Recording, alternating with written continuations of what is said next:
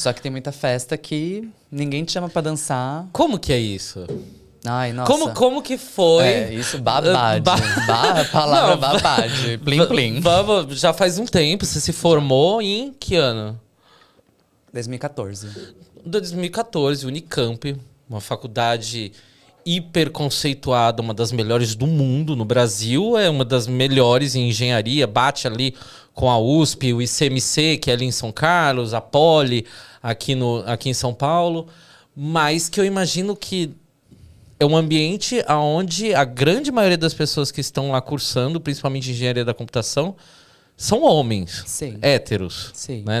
Deve ter pouquíssimas mulheres também. Sim. Pessoas LGBT, menos ainda. Não identificado no início, né? Porque era uma outra questão. Quem vai abertamente falar sobre isso Sim. em 2009?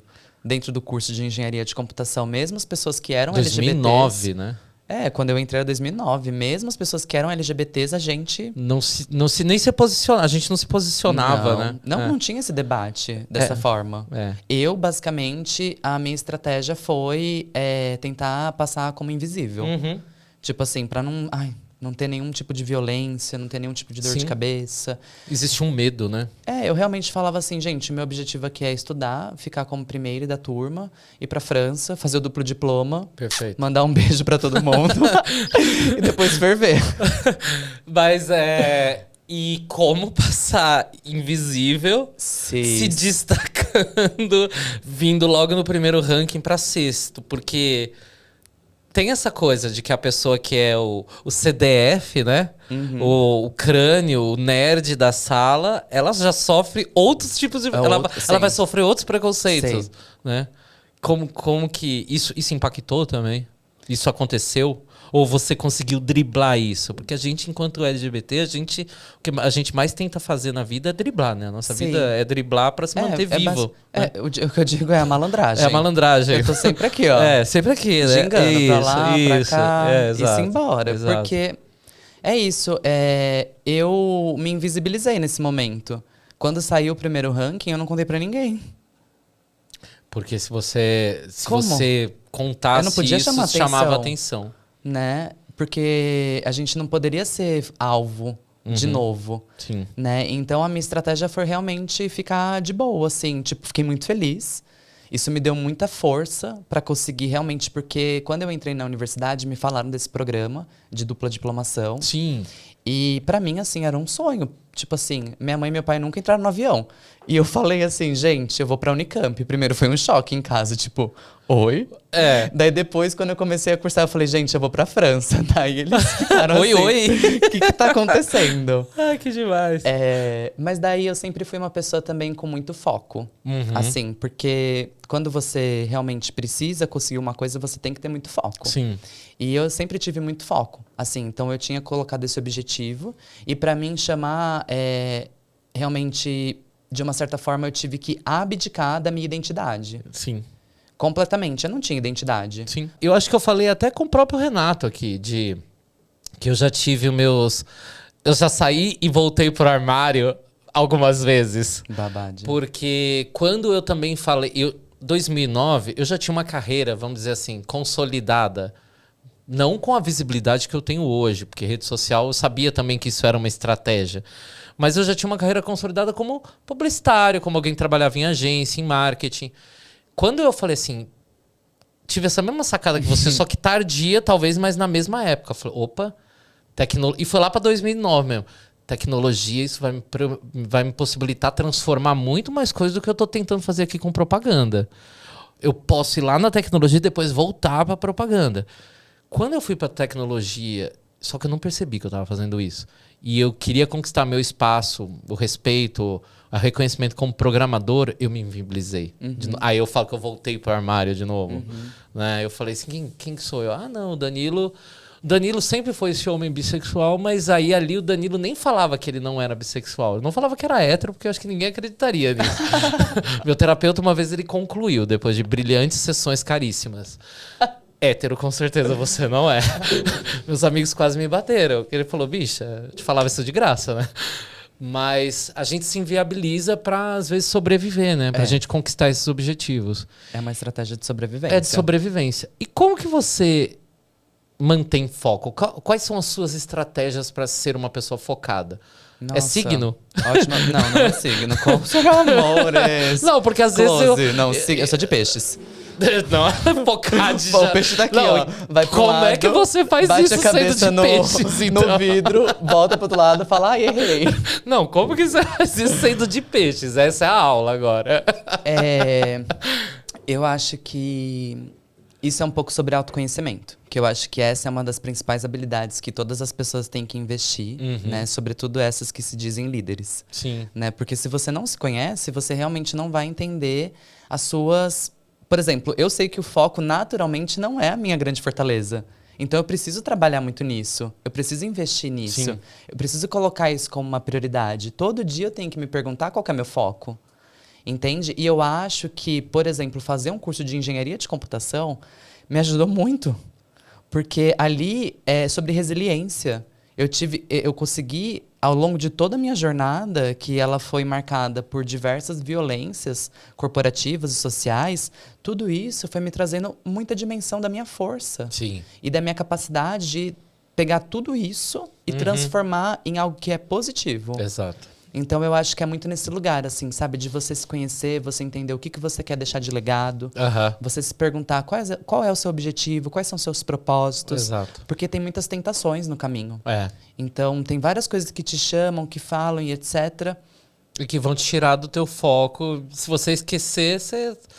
Às vezes não é nem por mal, né? Você tá indo lá, quando você vê, você tá fazendo outra coisa e aquilo ali tá ficando pra trás, você não vai conseguir chegar em primeiro. Nossa, babade. Tem isso, né, gente? Tem isso. Como que foi chegar em primeiro, assim? Aí quando você constatou que, tipo, nossa, você tinha sido a pessoa que mais tinha se dedicado naquele curso. Porque aí o mérito era ganhar a viagem para a França? Na verdade, era um duplo diploma. Era um programa de duplo diploma. Como é que funciona isso? Porque o meu vídeo mais famoso aqui no meu YouTube não é nem sobre nenhum dos podcasts. É sobre eu falando como entrar em mestrado, em graduação. O povo tem muito interesse por... Sim, isso é muito legal. Como que faz isso? Como foi que eu posso ter isso? Foi um programa incrível, assim. Eu amei.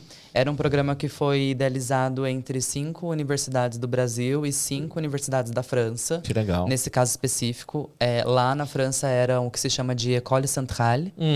Então, são escolas de engenharia. Que legal. Né? Então, é uma outra abordagem. Assim, na França, as pessoas fazem, depois do ensino médio, elas vão pro prépa, que é a preparação para a universidade. Legal. E depois elas fazem o BAC, que é o nosso Enem, para justamente ir para uma das universidades. Que legal. E entrar nessas universidades de engenharia na França é tipo passar em medicina no Brasil. Pode crer. É tipo assim, demais. as pessoas, elas realmente, se dedicam. Elas realmente se dedicam, assim, horrores.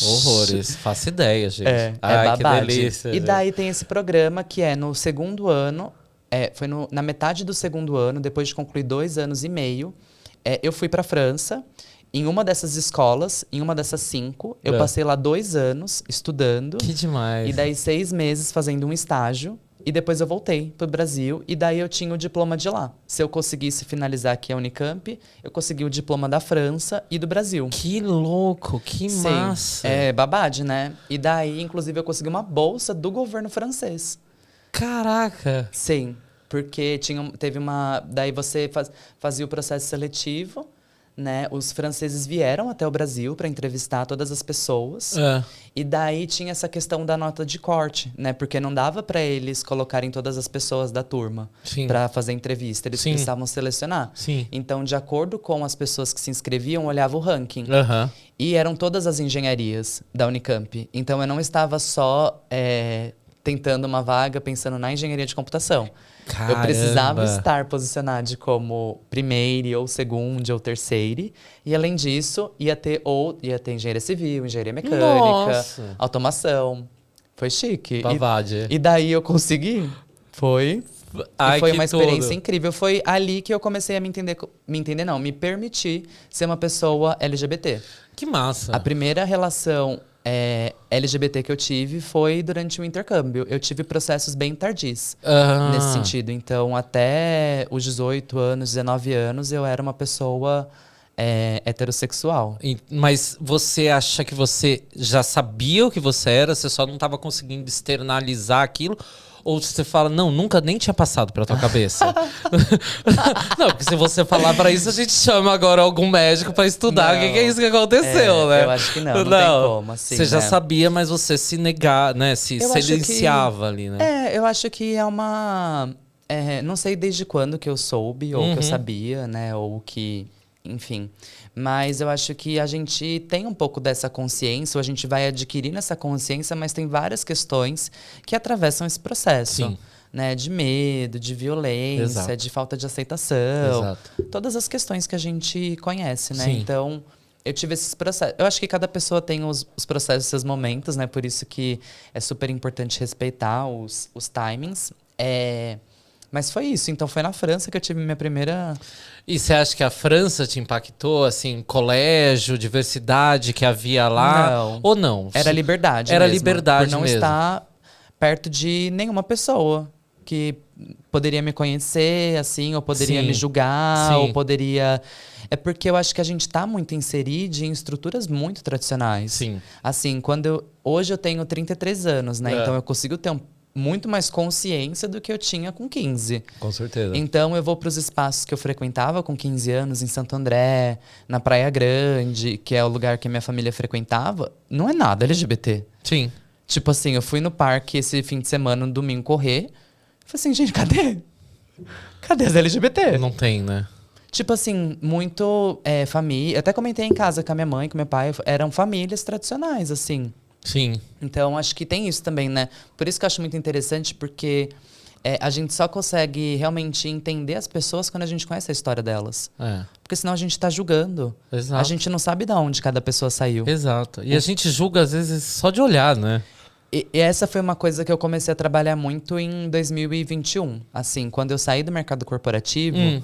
Por conta da falta da diversidade e inclusão, sim. né? Porque eu fiz uma migração de carreira, eu fui fazendo várias trans. Eu sou trans, amores. Só transicionando. Vamos transicionar, gente, transiciona! Arrasa. Eu fui transicionando, assim, tipo, eu saí da engenharia de computação, daí eu fui trabalhar no Itaú. Como trainee. Como trainee, você também passou no programa de trainee deles e entrou. E isso, uma outra coisa aqui para contar para vocês. Eu saí da universidade com todas essas certificações e eu prestei 69 programas de trainee para conseguir ser aprovado em um. Sim. Tipo, tem gente que acha que é fácil, né? Prestou em 1, 2, não passou, desiste. E fora 69. as violências desse processo, de coisas que eu ouvi de recrutadores, de pessoas... De feedback, de que não passou. Sem noção nenhuma. É mesmo? Sim. Tipo... você é muito informal pro mercado de trabalho. Como assim eu sou muito informal pro mercado de trabalho? Informal é uma palavra interessante que foi usada. Eu fui fazer uma entrevista em um banco e pediram pra eu tirar a gravata. Porque a minha gravata era muito moderna. Mas se você vai de gravata... O problema sou eu. Porque se eu tô de gravata é porque tá de gravata. Se tá sem é porque tá sem. Quem não é da nossa comunidade jamais imagina que esse tipo de situação aconteça, né? Assim como quem não é mulher... quando a gente fala de lugar de fala, né? Só sendo pra você saber. Entender que acontece. Quer outra? Eu aceito. Eu vou pedir aqui. Ai, chique. Aqui é babado. Gente, aqui é chique. É muito chique. Venham dar close aqui. Vamos gravar, gente. Venham gravar. Se você quer gravar um podcast comigo, manda uma mensagem no Instagram da Orgulho Tech. Aliás, segue as redes da Orgulho Tech. A gente precisa crescer as redes da Orgulho Tech, porque eu tô fazendo tudo nas minhas redes. Então, vamos dar lá um aqué ali, dar um chega mais ali. Orgulho Tech em todas as redes. Instagram, Twitter, YouTube, LinkedIn, tudo lá, tá, gente? E quero agradecer também a nossa patrocinadora eterna, sempre com a gente, o oferecimento da Alura. Olha, não, agora ela se superou, gente, para tudo. Aqui tem IA. Porque eu ia mandar o WhatsApp. A inteligência artificial já veio. Vocês não estão entendendo. Com a cerveja. Não, pode chegar aqui, por favor. Pode chegar aqui. A gente pensou e a cerveja chegou, gente. A gente pensou e a cerveja chegou. Muito obrigado, viu? Babado.